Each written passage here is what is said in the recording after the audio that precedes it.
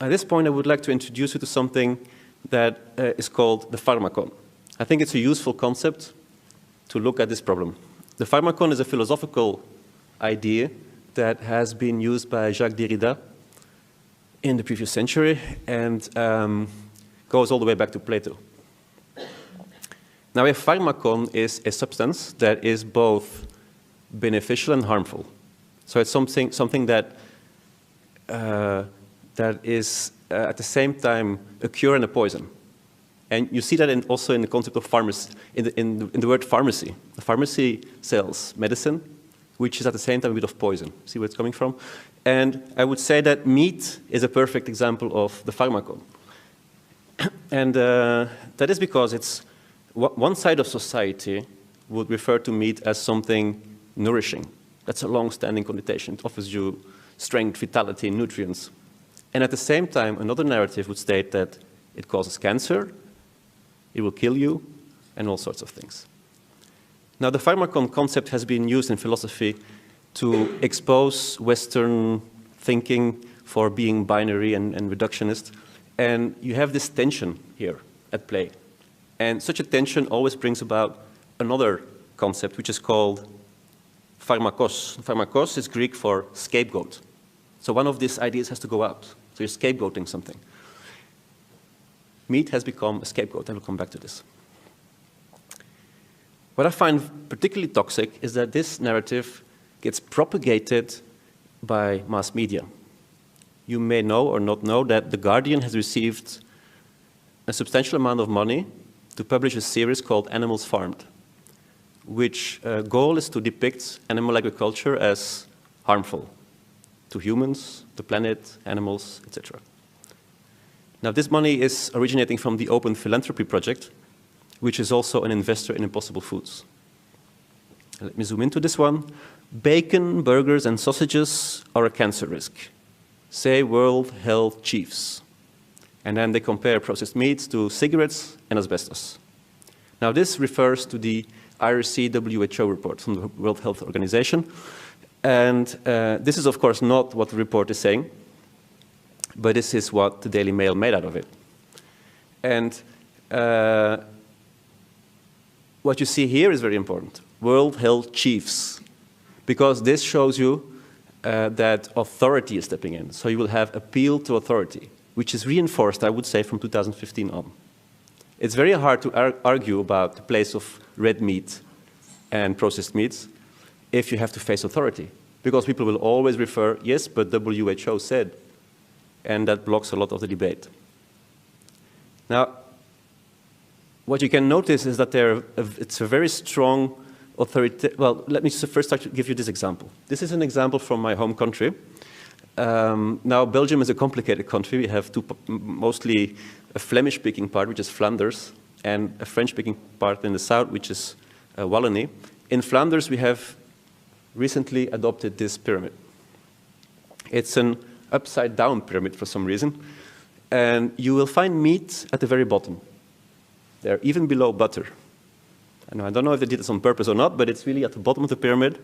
It's indicated by an orange color, which somehow suggests that something is not well. There's a smiley next to it, which is not all that happy, I would say. So this is clearly trying to marginalize red meat. But what's more interesting is that you have this red circle. And in this red circle, you will find every single derivative of fresh meat. So whatever is processed to some extent, be it the very processed ones, but also things like cooked ham or dry-aged ham or salami, bacon, you name it. It's all in this red circle, which means that you're not supposed to eat it. It's together with crisps, candy, alcohol. It's banned from our diets, according to these guidelines. Now, I didn't agree with this, and I wrote an article together with other scientists explaining why I disagree. So this is peer-reviewed, it's in literature, you can read it, but that's where it stops, because authority says this is truth. And this authoritarian push is getting stronger by the month almost. You may have seen this one. This is the planetary health diet, which is proposed by the Eat-Lancet Commission. It is part of what they call the Great Food Transformation. Notice that this is written with capital letters. And this is how it looks like. So it looks pretty fresh and nutritious if you look at the left side of the slide. But if you look in detail, what this diet is saying is that basically you can have more added sugars than you can have any of the animal products. You're allowed to have 7 grams of beef and lamb. Well, you can have 14 if you give up your pork. You can have 1.5 eggs a week. So it's very restrictive with respect to animal foods. You can practically call this semi-vegetarian. You also can find a vegetarian version of this, which is also allowed, or even a vegan one, as long as you supplement with B12. One of the issues we have is that there is a strong alliance with something called WBCSD through the Fresh Initiative. Now this brings in allies from all major food multinationals, ingredient companies, fertilizer companies, and so on. And it's interesting to notice that all those companies are pretty much in favor of the anti-livestock narrative. I'll give you an example. PepsiCo's senior director claims the future is vegan. That's an astonishing thing to say. That would not be possible so many years ago. So what has changed? Why is this the case? It is not about any conspiracy kind of theory. It's actually a normal, spontaneous consequence of how the market works. Because those companies have made their model in the previous century, I would say, especially since the 1950s, when they started to offer convenience to the public. It was highly needed. People needed convenience, needed a new food retail system. They offered pleasure, hedonistic pleasure mostly. And that is all well until you reach a certain saturation, because the logic is that you have to keep on growing. You have to please your shareholders every so many months. So you have to indicate growth. But if you saturate, you have to expand. So you go global. Until again, things start to slow down. And then you would have to find new ways to open markets. Well, you create all kinds of new products, food innovation, and you connect it to lifestyle. There's a lot of lifestyle marketing going on. We've seen many examples of this. And then again, at some point, you need something new. So what if, for the next phase, you have this scenario? You can start from very cheap materials, and you can upgrade them to something that has a lot of added value, high prices. So those things are quite expensive. And the value you create is basically through processing. I would say ultra-processing. And that's what they've been good at. Their whole core system is about generating value through processing for many purposes. But in this case, it's about upgrading cheap materials. You can only do that, of course, if you combine it with substantial storytelling. This sector, on the other hand, is a very difficult one. This was a very profitable model in the past.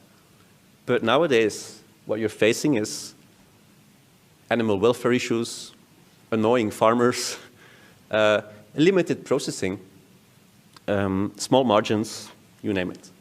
So that's something that is starting to look a bit like a difficult one to tackle.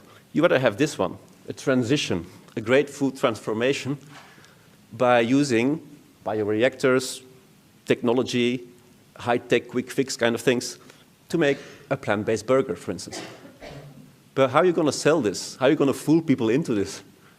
Well, you have to promise things. You have to promise purity, health, progress, redemption of all sorts. And create capital. You have to get it up hills. You have to create economic capital, cultural capital, scientific capital. Now, we have been there before. Margarine was created on demand of Napoleon III as a substitute for butter for the lower classes, for the army. And in the 19th century, any imitation of butter would have been looked upon as fraud. It was food fraud. People appreciated the real one. And as you can see here, if you try to sell something that was trying to mimic butter, well, you were into food fraud.